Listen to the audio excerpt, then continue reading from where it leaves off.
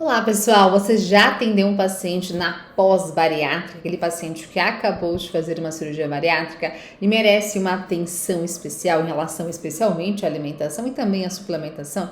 Então hoje nós iremos conversar sobre isso. O meu nome é Aline Davi, eu sou nutricionista, mestre e doutora em nutrição e nesse canal eu te ensino nutricionista e também estudante de nutrição para que vocês tenham cada vez mais segurança e cada vez mais condutas assertivas no seu consultório. Vamos lá então, eu vou te mostrar alguns documentos importantes que vão nos guiar em relação a essa prescrição para esses pacientes, que é fundamental. Até porque um paciente que fez uma bariátrica merece toda uma cautela redobrada. E para isso, não é só pensar na pós-bariátrica, mas também, olha aqui na tela, na pré-operatório. Até porque, gente, nós temos que aqui pensar que todo o acompanhamento é importante. Fato que tem muito paciente nosso que a vida inteira, é o que é mais comum, inclusive, a vida inteira esse paciente tentou muitas estratégias, é aquele paciente que tentou emagrecimento de diversas maneiras, é um paciente que tentou medicação, tentou alimentação, tentou de tudo. Então, por isso, a gente tem que ter esse acompanhamento e esse histórico do paciente.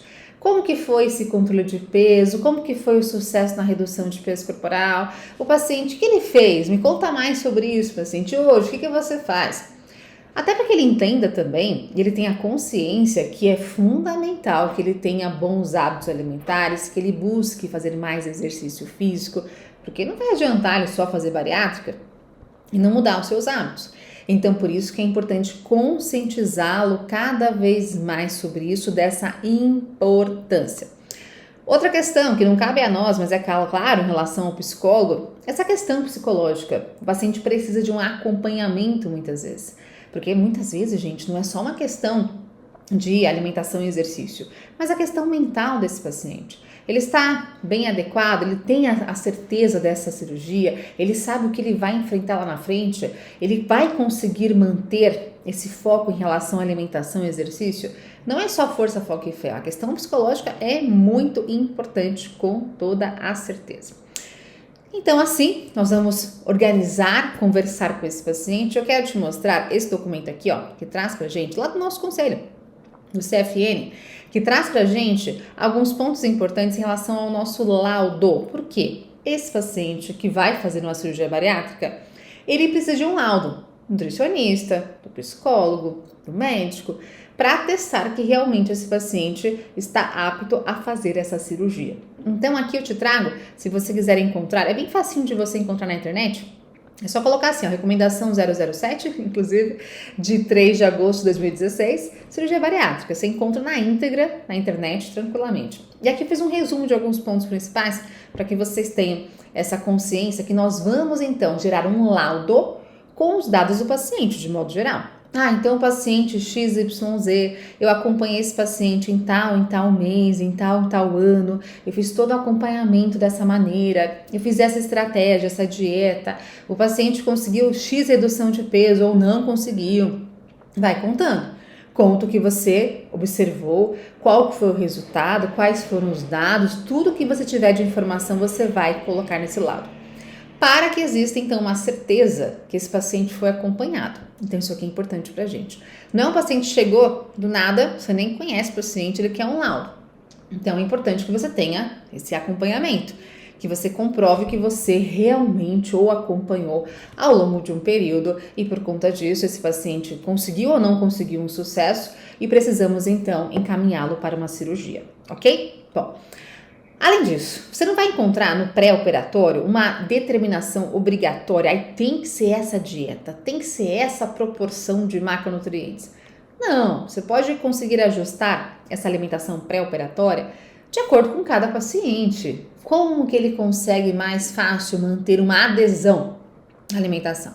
É importante dizer que aqui, esse paciente, muitas vezes o médico, cirurgião, vai solicitar um emagrecimento. E justo, sabe por quê?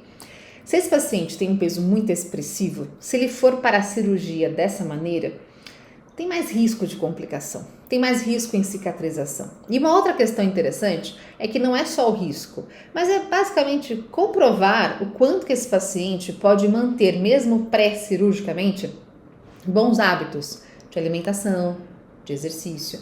para que ele entenda essa importância. Então, são dois pontos fundamentais.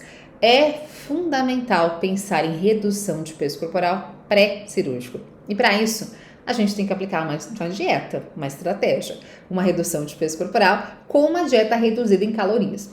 E aqui, de acordo com esse estudo, ele fala o seguinte, a gente pode pensar em dietas muito baixas em calorias, e olha que bem baixas mesmo, 450 a 800 calorias, para uma redução por volta ali de 10% do peso corporal pré-operatório. E não só isso, redução também do fígado. Porque é muito comum nesse paciente que tem obesidade também ter uma esteatose hepática, que prejudica a função desse fígado e vai ser preocupante no aspecto da cirurgia, especialmente por conta dos fármacos, dos anestésicos. Então, ter um fígado bom é importante também. Eu sei que 450 a 800 calorias é bem agressivo.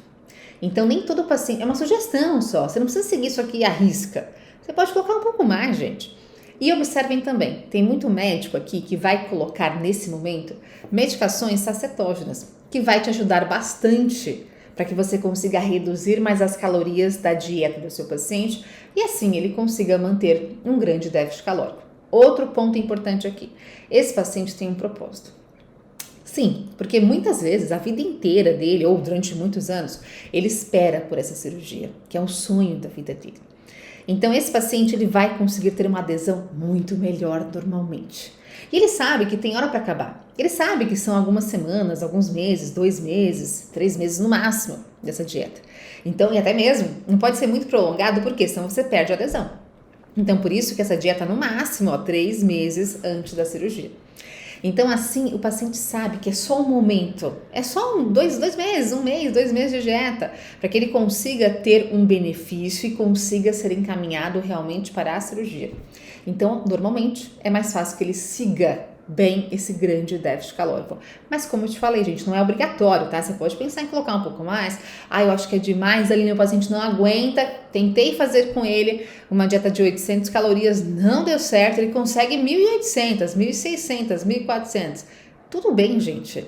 Você vai ajustar de acordo com a resposta individual do seu paciente. Se ele não conseguiu tão agressiva assim a restrição, tudo certo, tá? Sem problemas. Tenham atenção aqui à quantidade consumida de proteínas, para que não tenha também uma grande redução de massa magra. Eu sei que é impossível não reduzir massa magra com grande redução de peso corporal, mas tentar amenizar esse processo, certo? Ainda temos que pensar em suplementação para esse paciente, não só agora, mas claro, depois da cirurgia vai ser importante a vida inteira a suplementação. Esse paciente tem que entender e você tem que falar para ele que essa suplementação é para toda a vida. Claro que você vai ajustar um ponto ou outro ao longo de cada consulta, nem sempre é a mesma suplementação, mas ele precisa ter consciência que ele não pode simplesmente fazer a cirurgia. Então vou usar um mesinho de suplementação e depois eu não uso mais. Não pode, com certeza, vão dar muitas carências nutricionais. E o paciente fica sem energia, cansado, apático, alterações psicológicas, motoras, não dá. Ele tem que ter consciência que a suplementação tem que ser acompanhada para sempre. Essa que é a verdade. Outro ponto, muito comum, vitamina D estar alterada. Temos que avaliar previamente e depois, claro, depois da cirurgia. Porque a gordura liga-se muito facilmente à vitamina D, que é lipossolúvel. Então, consequentemente, a chance de uma redução de vitamina D é comum. Outro ponto, inflamação crônica de baixo grau, por conta da obesidade, ter uma chance maior de depleção de ferro. Então, avaliação de anemias ferroprivas, avaliação da redução da ferritina, pensando em prescrição de ferro, é fundamental. Tem muito paciente que tem SIBO, supercrescimento bacteriano, que merece uma atenção e por conta disso tem chances maiores de depleção de vitaminas do complexo B, como B12 especialmente. Então precisamos ter essas cautelas pré-cirúrgicas e, claro, pós-cirúrgicas também. O paciente fez a cirurgia. Vamos começar então agora com todo um protocolo de reintrodução alimentar. É realmente algo específico, complexo, que merece muita atenção nossa e adesão do paciente também. Observem aqui, primeira fase, de acordo com esse guideline nacional, traz pra gente por volta de 3 a 7 dias, ainda quando o paciente está internado no hospital. Tem essa oscilação de 3 a 7 dias, porque cada paciente reage de uma maneira, alguns conseguem evoluir mais rapidamente do que outros, então é uma faixa dessa recomendação. Dieta líquida coada, não pode ter nenhum resíduo. Então aqui, algo bem específico para esse paciente. Tem que coar essa dieta que é liquidificada. 24 horas no máximo, obviamente, após a cirurgia, sai da cirurgia, então em 24 horas tem que ter essa alimentação. E por conta disso, nós temos um volume que é sugerido, por volta de 50 ml dessa dieta líquida coada a cada 15 minutos, evoluindo de modo gradativo para 100 a 120 ml, conforme o que ele tolera. Aí o paciente teve vômito, o paciente teve alguma intercorrência, a gente vai aos pouquinhos, de acordo com o que ele tolera. Um outro ponto importante, 2 a 3 litros de líquidos de água por dia é importante, para que ele não fique desidratado. Então não esqueçam da água também. A gente pode aos pouquinhos, esse consumo, para que não fique também enjoado, não pode ser demais, para que não tenha vômito presente, certo? Então, a gente vai progredindo em relação ao que o paciente tolera. Alguns ficam 3 dias, alguns ficam 7 dias nessa dieta líquida. Aqui nós temos, então, o que é permitido. Água, chás clarinhos como erva cidreira, camomila, chá de maçã, água de coco, suco de laranja-lima coado, sempre coado, sem ter a fibrinha. Pode ser alguns caldos, alguma água de cozimento de alguma carne, por exemplo, mas que não tenha carne, é só o caldinho mesmo, tá? Então, caldinhos, todos eles têm que ser totalmente coados.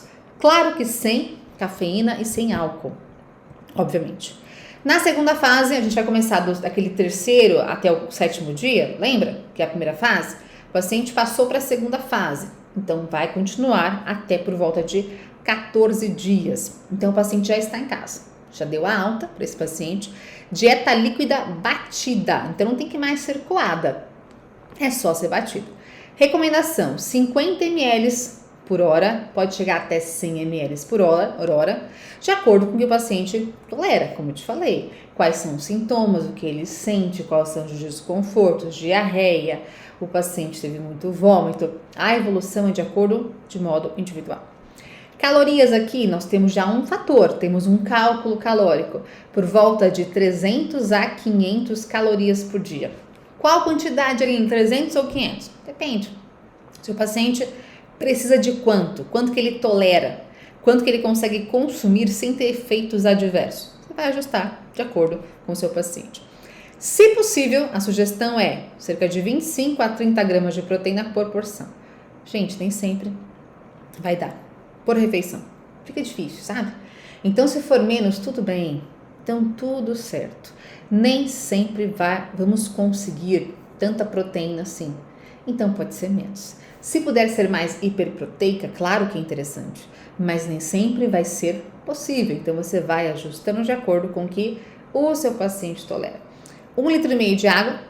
E aqui nós temos, então, nessa outra fase, alguns caldos de sopa sempre batidos, caldos mais cremosos, sem pedacinho, nem fiapinho, então bem batidinho, sopa bem batida no liquidificador, pode ter vegetais, pode ter proteínas bem amassadinhas mesmo, quanto mais amassadinha, melhor. Aqui podemos pensar em colocar leite desnatado, iogurtes, também mais líquidos, não aqueles muito grossos, mais líquidos, sem pedaço, é fato, então tudo bem liquidificado, e até mesmo whey protein. Então, se o paciente tolerar whey protein, ele pode ser inserido em algumas refeições. Eu posso fazer um caldo, uma sopa bem batidinha, com adição de whey protein na composição, sem sabor whey protein? Pode ser. Então, aqui você consegue fazer uma preparação mais interessante, mais proteica para esse paciente. Líquidos também continuam sendo necessários, com toda certeza. Consumo de água, fundamental. Terceira fase, começa no 15º dia e dura por volta ali de uns 10 a 20 dias, de acordo com o que o paciente tolera. Dieta líquida pastosa, então aqui por volta de 100 ml por hora, de acordo com o que o paciente tolera também. por volta de 500 calorias. Eu vou subir, se era 300 antes, vou subir para 500. Se já era 500 antes, na fase 2, eu mantenho 500 calorias. Mais uma vez, proteína é importante, consumo de água também. Nesse caso, a gente pode continuar com iogurte, com whey protein. E pode ser proteína vegetal? Pode ser proteína vegetal também, não só o whey tradicional, mas pode ser proteína vegetal. E aí você vai destinar, vai ser qual tipo de whey? Concentrado, hidrolisado, isolado. Para um paciente que fez bariátrica, quanto mais quebradinho esse whey, mais interessante. Então, se for hidrolisado, isolado, realmente seria mais interessante para esse paciente. Então, foquem nessa prescrição. Então, aqui, essa dieta mais pastosa, mais característica de purezinho, a gente consegue aqui ter mais, realmente, papinhas, pureza, igual comidinha de bebezinho, aquelas, claro que hoje a gente preconiza outros tipos de introduções alimentares para os bebês, mas aquela pastinha da vovó que a gente já viu muitas vezes, né? Aquele amassadinho de banana, purezinho de batata, purezinho de abóbora. Então aqui não é uma sopa liquidificada, aqui é um purê, consistência de purê. Pode ser fruta raspadinha, pode ser papinha de bebê industrial também, ou pode ser como que você faça em casa, uma papinha de bebê, que você comprou alguém que faça, de repente, alguma coisa nesse sentido. Vegetais sempre bem amassadinhos, então, como eu te falei, purê de abóbora, purê de batata, sempre com característica de purê. Creme, soufflé também é possível, feijão batido e carnes processadas nas formas de patê. Patezinho de frango, patezinho de carne, patezinho de peixe. Aqui a gente consegue pensar nessas introduções adicionais. Sem fritura, obviamente, sem embutidos, sem doces, sem refrigerantes e sem bebidas alcoólicas. Percebam que aqui, logo nesse início, o paciente tem uma grande redução de peso corporal. E não tem como não ter, né, gente? Porque é uma agressão muito grande, é uma redução de calorias muito expressiva. E tem que ser assim mesmo. O foco é esse. Se o foco é emagrecimento brusco, estamos fazendo o que é necessário, certo? Quarta fase, então dura por volta ali de uns 10 a 30 dias, dieta mais branda. Então, nesse caso, a gente vai conseguir ter uma alimentação que vai ser mais interessante para esse paciente, que pode subir um pouquinho as calorias, por volta de uns 500, 750 calorias por dia. E a proteína, ela pode ser até um pouco mais por refeição, e claro que de acordo com o seu paciente, pode ser um pouco menos também. A gente preconiza por volta de 1,5 gramas de proteína por quilo de peso ideal por dia. Por volta ali de uns 60 a 120 gramas por dia dessa proteína, mantendo o consumo de água. E no caso, alimentos então, que teremos aqui nessa composição, sem alimentos crus ou fibrosos, então saladas, folhas ainda não, mas alimentos bem desfiadinhos, franguinho desfiado, carninha moída, o peixinho bem desfiadinho. Pode ser um peixe cozido, que é mais fácil normalmente de você conseguir ficar mais desfiadinho, sem ser empanado, sem ser frito. Frutas sem casca, sem maçã, por exemplo. Então, se quiser a parte de dentro, só a casquinha de fora não, sem o bagaço. E no caso aqui, a gente consegue pensar em algumas refeições que são essa consistência que está um pouquinho mais elaborada, que fica um pouquinho mais na forma de ou moído, ou de repente de desfiado, algo um pouquinho mais consistente, mais brando, como diz a palavra da dieta, nós temos aqui uma mudança de consistência. Então, nós temos uma outra questão. As refeições terão por volta de 150 gramas por vez, por refeição. 120, 150 gramas, de acordo com o que o paciente tolera de modo geral. Então, assim você começa a ter uma transição, uma passagem de uma dieta que veio lá da líquida, que aos pouquinhos foi evoluindo na consistência, e agora você consegue ter um prato mais semelhante de uma dieta convencional, que logo logo será reintroduzida. Nesse caso, é importante pensar fracionamento dessa refeição por volta de 4 a 6 refeições por dia, de acordo com o que o seu paciente tolera. Tem paciente que gosta de 4 refeições, tradicionalmente, e alguns gostam de 6.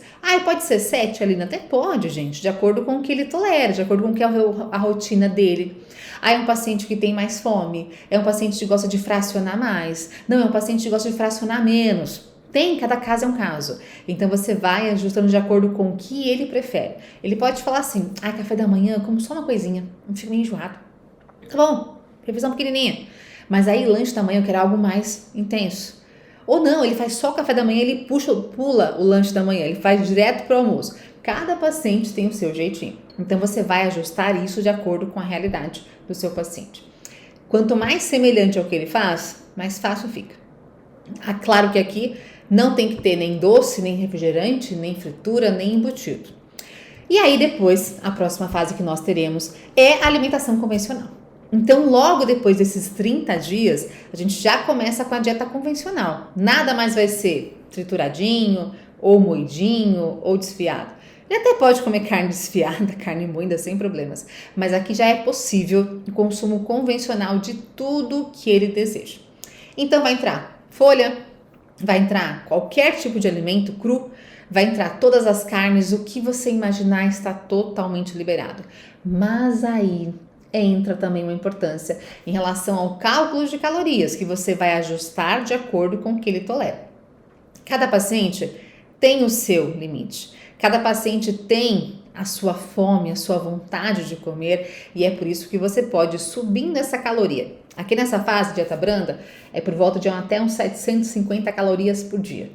Agora é fato que você não vai subir para 3.000 calorias, obviamente, gente. Você pode subir um pouquinho mais, de acordo com o que ele tolera.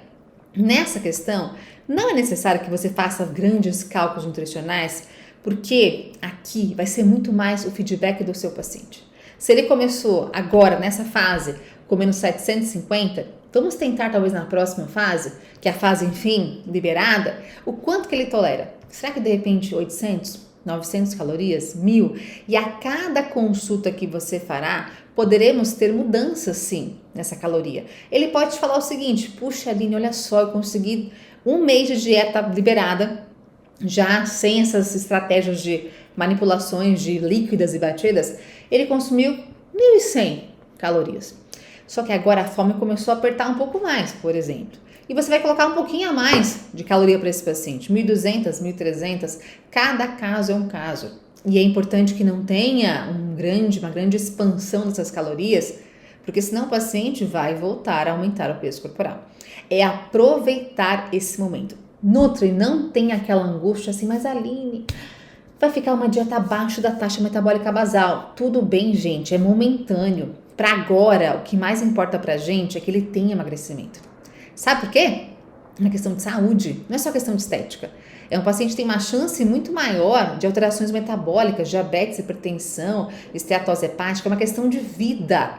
Então agora o nosso foco é uma grande redução de peso corporal, sim. E obviamente que você vai introduzir proteína, vai continuar com suplementação de whey protein, suplementação de proteínas vegetais, para que o paciente consiga então ter um aporte proteico adequado e que não tenha tanta redução de massa magra. E combinado com isso, é muito importante que ele planeje, que ele faça exercício físico. E assim, ele consiga essa manutenção de massa magra, que ele consiga mudar por completo a vida dele. Eu sei que é um desafio gigantesco. Muito paciente não consegue, mas muitos conseguem sim uma grande mudança para a vida inteira. Tem paciente minha que já está na 3ª cirurgia bariátrica. E realmente é um desafio. Mas muitos pacientes conseguem um grande benefício, uma grande mudança, e é isso que nós preconizamos. O mais importante aqui é que você acompanhe o seu paciente, não é desgarrá-lo, e que ele tenha essa consciência, que se ele for embora, uma hora ele não consegue mais sozinho. Ele precisa de um acompanhamento para a manutenção do peso corporal, para a redução do peso, para que ele consiga assim ter uma grande melhoria, um grande benefício. Então, nesse sentido, o nosso tratamento, o nosso acompanhamento é fundamental em todos os pontos. Agora me conta se você atende o paciente assim, se você faz de modo diferente, até porque nós temos outros tipos de guidelines, outros tipos de recomendações, não só nacionais como eu te mostrei, mas outras que são internacionais. Então comenta aqui para que nós possamos ter mais conteúdo e consequentemente mais troca, mais parceria de conteúdos em relação à nutrição. Então, espero vocês no próximo vídeo e até mais!